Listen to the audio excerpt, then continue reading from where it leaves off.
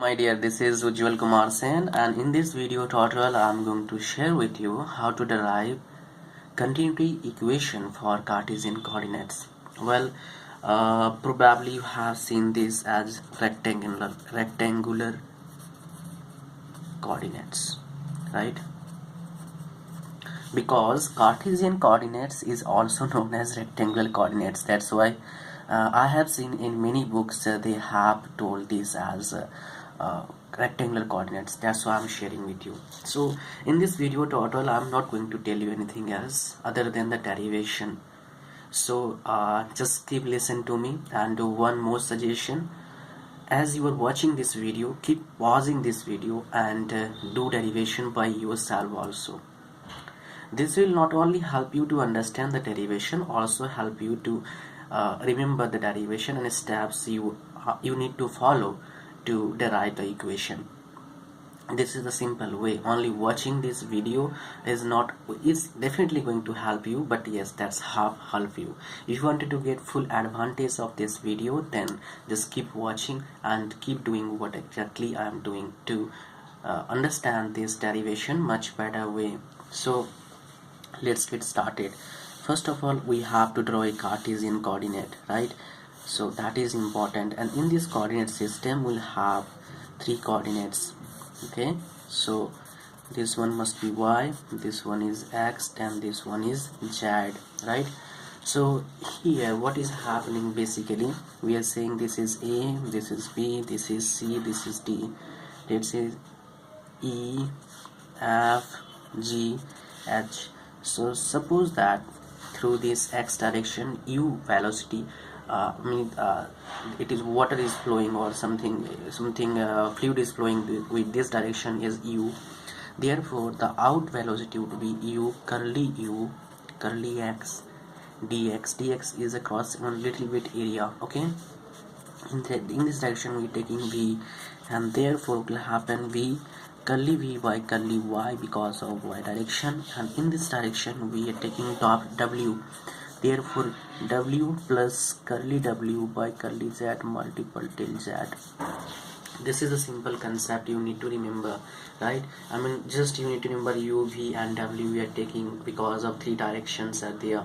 In this control volume we are going to find out its continuity equation, right? And now what is happening basically, so what is happening, we need to find out mass rate entering through ABCD phase, you can say.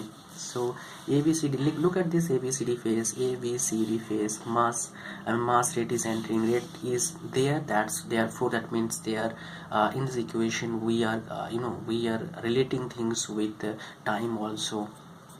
So it is density u del y del z.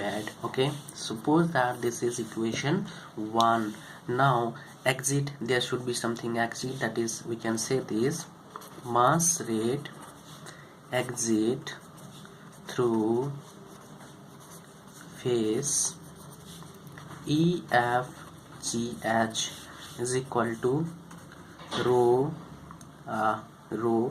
u plus curly u by curly x del x. Then next what will happen, what we have remaining, del y del z. For this is equation 2. Now exact if I wanted to find out net mass rate leaving in x direction, and these two things we are considering for this direction only, this x direction. You can see this exit, this is entering, this is exit in the x direction. The same way we have to find out in y direction as well as in z direction. Are you getting my point? So what we have to find out, that is net mass rate leaving in x direction. So what we have to do, we have to do one thing, equation 2 minus equation 1. Simple.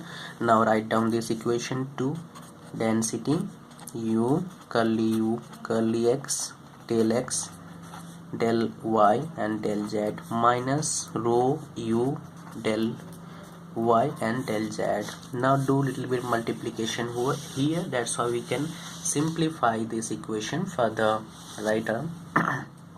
So rho u curly y del y del z plus rho del curly u curly x del y del z minus curly u del y del z. Then what will happen, this one this one get cancelled, both cancelled out. So what remaining here, rho curly u curly x del y del z. So what we got here, rho curly u by curly x del v we got here, and this is in the case of only x direction, remember that. Okay, now if you have simultaneously, you can say what will happen in case of y direction, that is also important. So we don't need to go through all these steps, because we have already shown how to find out net mass rate leaving in the x direction. Now we have to find out net mass rate leaving in the y direction is equal to what you can guess, rho curly v by curly y del v.